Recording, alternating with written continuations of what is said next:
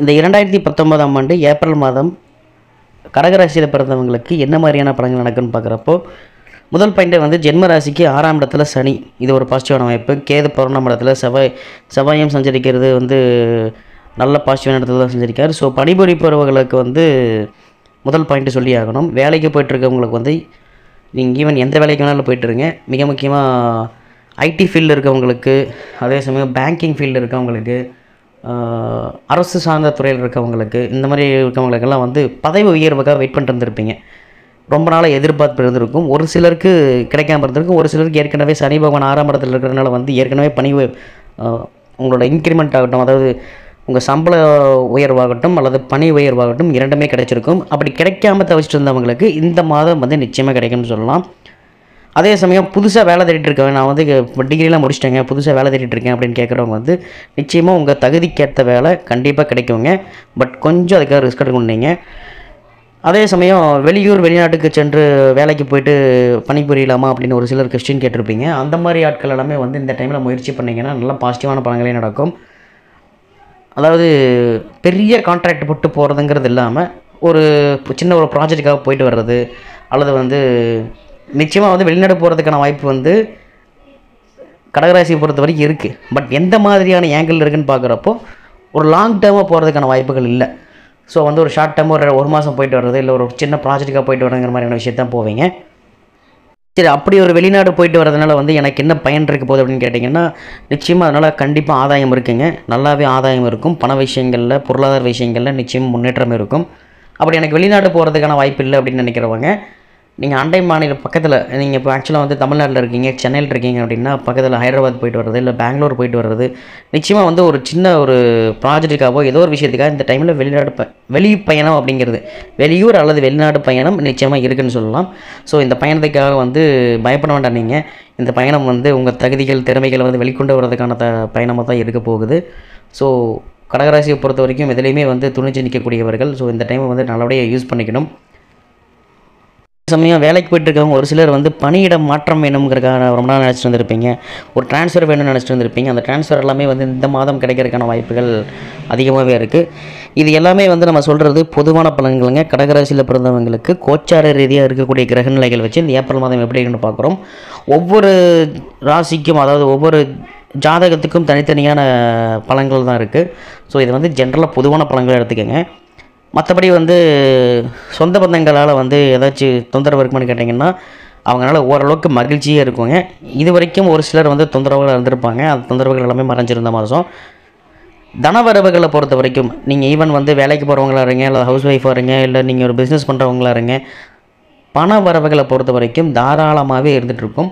So அந்த பணத்தை நீங்கள் எப்படி இன்வெஸ்ட் பண்ணுறீங்க அப்படிங்கிறத பொறுத்து அவங்க எதிர்காலம் அமைங்கிறதால முடிஞ்ச அளவுக்கு தேவையில்லாத தண்ட செலவுகள் வைக்கக்கூடிய பொருட்களுக்கு இன்வெஸ்ட் பண்ணுறதை கம்மி பண்ணிடுறது நல்லது. அது கடகராசியை பொறுத்த வரைக்கும் நம்ம எதுவும் சொல்லித்தர வேண்டியதில்லை, உங்களுக்கே தெரியும். பட் இருந்தாலும் தேவையில்லாத செலவுகளை வந்து குறைச்சிக்கிறதுங்கிறது நல்லது. அதே சமயம் வந்து ரொம்ப நாளாக சுபகாரியம் பண்ணணும், ஒரு காது ஊற்றி வைக்கணும், அல்லது வந்து ஒரு சின்ன பர்த்டே ஃபங்க்ஷன் பார்ட்டி வைக்கணும், ஏதோ ஒரு சின்ன ஃபங்க்ஷனாச்சும் வைக்கணும் அப்படின்னு ரொம்ப நாளாக நினச்சிட்டு இருந்திருப்பீங்க. அந்த மாதிரி விஷயங்கள்லாம் இந்த மாதம் பிற்பகுதியில் நடக்கும். ஏன்னா வந்து சூரிய பகவான் வந்து மாதத்தோட பிற்பகுதியில் வந்து 10ல் சஞ்சரிக்கிற போகிறதால வந்து அந்த சுபகாரியங்களுக்கான முயற்சிகள் எல்லாமே கைகொண்டுன்னு சொல்லலாம். முக்கியமாக இப்போ வந்து தொழில் செய்கிறவங்க, சொந்த தொழில் செய்கிறவங்க வந்து தொழிலை பொறுத்த வரைக்கும் எந்த பாதிப்பும் இருக்காதுங்க. தொழில் நல்லபடியாக போகும். வேலையாட்கள் கண்டிப்பாக கிடைப்பாங்க. ஒரு சிலருக்கு இல்லை எனக்கு தொழில் நல்லா போகலை அப்படின்னு சொல்கிறவங்களுக்கு வந்து உங்கள் சுய ஜாதகத்தோட செக் பண்ணிக்கிறது நல்லது. மற்றபடி வந்து கடகராசியை பொறுத்த வரைக்கும் சொந்த தொழில் பண்ணுறவங்களுக்கு கேஷ் ஃப்ளோங்கிறது, பணப்பற்றாக்குறைங்கிறது இருக்கவே இருக்காது. ஏன்னா இந்த டைமில் லாபம் பெறக்கூடிய டைம், சனி 6ஆம் இடத்துல இருக்கார். ஸோ பாசிட்டிவான இடம் தான் அது.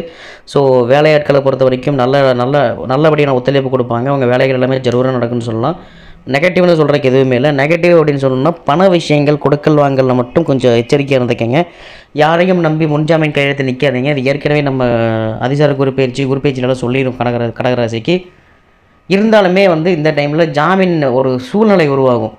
எப்படின்னா ரொம்ப க்ளோஸ் ஃப்ரெண்டாக இருப்பார், அவருக்கு வந்து நீங்கள் ஜாமீன் நின்னே ஆகணுங்கிற சூழ்நிலையில் உருவாகும். நீங்கள் அந்த டைமில் அதையெல்லாம் எதிர்பார்க்காதீங்க. அது உங்கள் தனிப்பட்ட விருப்பம். பட் கோச்சார ரீதியாக நான் சொல்கிறது என்னென்னா, முடிஞ்ச அளவுக்கு ஜாமீன் போய் நிற்காமல் இருக்கிறதுங்கிறது நல்லது. ஏன்னா ஃப்யூச்சரில் அது கண்டிப்பாக பிரச்சனை கொண்டு வந்துடும். ஏன்னா இப்போ இருக்கிற கோச்சார கிரகங்கள் வந்து அதுக்கு சாதகமாக இருக்குதுங்கிறது தான் காரணம். மற்றபடி தொழில் செய்கிறவங்களுக்கு பணப்புழக்கம் நல்லாயிருக்கும், தொழில் நல்லா போகும். பெண்களுக்கு எப்படி இருக்குன்னு பார்க்குறப்போ பெண்களுக்கு ஒரு சிலருக்கு வந்து இந்த உஷ்ணம் சம்மந்தமான பிரச்சனைகள் இருந்திருக்கும். அது எல்லாமே இந்த மாதம் தீர்வு கிடச்சிருங்க. பட் சும்மாவெல்லாம் தீர்வு கிடைக்காது. நீங்கள் அதுக்கான முயற்சிகள் எடுக்கணும். உடம்பை குளிர்ச்சியாக வச்சுக்கிறதுக்கு மோர் சாப்பிட்றது, தர்பூசணி சாப்பிட்றது, இந்த மாதிரி உங்கள் உடம்பை கூல் பண்ணிக்கிறதுக்கு என்ன வழி இருக்கோ அதை பண்ணிக்கிறது நல்லது. மற்றபடி பெண்களை பொறுத்த வரைக்கும் இந்த ஏப்ரல் மாதம் சூப்பராகவே போகும். குடும்பத்தில் வந்து கணவன் மனைவிகள் ஒற்றுமை அதிகரிக்கும்னு சொல்லலாம். சின்ன சின்ன சண்டைகள் இருக்கும், பட் அது பெரிய அளவுக்கு எதுவும் பாதிக்காது. முக்கியமாக மாணவர்களுக்கு வந்து படிப்பில் வந்து ஆட்டோமேட்டிக்காக ஆர்வம் அதிகமாகவே இருக்கும். இதில் வந்து ஒரு சின்ன நெகட்டிவ் சொல்கிறது என்னென்னா, நான் ஏற்கனவே படிச்சுட்டேன் அப்படின்னு ஓவர் கான்ஃபிடென்ட்டில் இருக்கிற மாணவர்கள் மட்டும் கொஞ்சம் இந்த பதிவை கொஞ்சம் கவனமாக கேட்டுக்கோங்க. எனக்கு எல்லாமே தெரியும், நான் ஏற்கனவே படிச்சுட்டேன் அப்படின்னு இந்த ஓவர் கான்ஃபிடென்ட்டில் இருந்தீங்கன்னா ஒரு சில இடங்களில் உங்களை ஏமாத்திடும்னு சொல்லலாம். ஸோ நிறைய பேர் வந்து இந்த டைமில் 10th +2 எக்ஸாம் எழுதிட்டு இருக்கீங்க. இந்த டைமில் முடிஞ்ச அளவுக்கு வந்து ரிவைஸ் பண்ணி பார்த்துக்கிறது நல்லது. மற்றபடி கல்வியில் வந்து முன்னேற்றமான பலன்கள் தான். நல்ல மார்க்ஸ், நீங்கள் நினச்ச மார்க்ஸ் கிடைக்கும். பட் உங்கள் எஃபர்ட் போடணும். மிக முக்கியமாக மாணவர்கள் வந்து கொஞ்சம் ஹெல்த் கான்ஷியஸாக இருந்துக்கிறது நல்லது. உஷ்ணம் சம்மந்தமான சில நோய்கள் வருங்கிறதால ஒன்றும் பெரிய அளவுக்கு ஒன்றும் பாதிக்காது. பட் இருந்தாலும் நீங்கள் ஹெல்த் மெயின்டைன் பண்ணிக்கிறது நல்லது. மற்றபடி வந்து கடகராசியை பொறுத்த வரைக்கும் இந்த ஏப்ரல் மாதம் சூப்பராகவே இருக்கும். தட்சிணாமூர்த்தியை வழிபட்டு வருதுங்கிறது வந்து மேலும் பல சிறப்புகளை தரும்னு சொல்லலாம். கடகராசியை பொறுத்த வரைக்கும் இந்த சந்திராஷ்டமம் வரக்கூடிய நாட்கள் இந்த மாதங்களில் எதுன்னு பார்க்குறப்போ 1/4/2019 காலை 8:20 மணிலிருந்து 3/4/2019 இரவு 8:50 மணி வரைக்குமான காலகட்டங்கள் வந்து சந்திராஷ்டமம் நிலக்கூடிய காலகட்டங்கள். அதே சமயம் வந்து இந்த மாதம் கடைசியிலும் 2 நாள் வருதுங்க. 28/4/2019 சாயந்தரம் 3:45 மணியில இருந்து 1/5/2019 காலை 4:15 மணி வரைக்குமான காலகட்டங்கள் வந்து சந்திராஷ்டமம் வரக்கூடிய நாட்கள். சந்திராஷ்டமான என்னென்னு உங்களுக்கு ஏற்கனவே தெரிஞ்சிருக்கும். சந்திராஷ்டம நாட்களில் முக்கிய முடிவெடுக்கிறது அல்லது யாருக்காச்சும் ஜாமீன் நிற்கிறது அல்லது வந்து ஒரு பெருந்தொகையை வந்து, அதாவது பணம் சார்ந்த விஷயங்களில் கவனம் செலுத்துறதை வந்து தவிர்த்துறது நல்லது. முக்கியமான முறையில் எடுக்காதீங்க. மற்றபடி கடகராசிக்கு இந்த ஏப்ரல் மாதம் சூப்பராகவே இருக்கும்.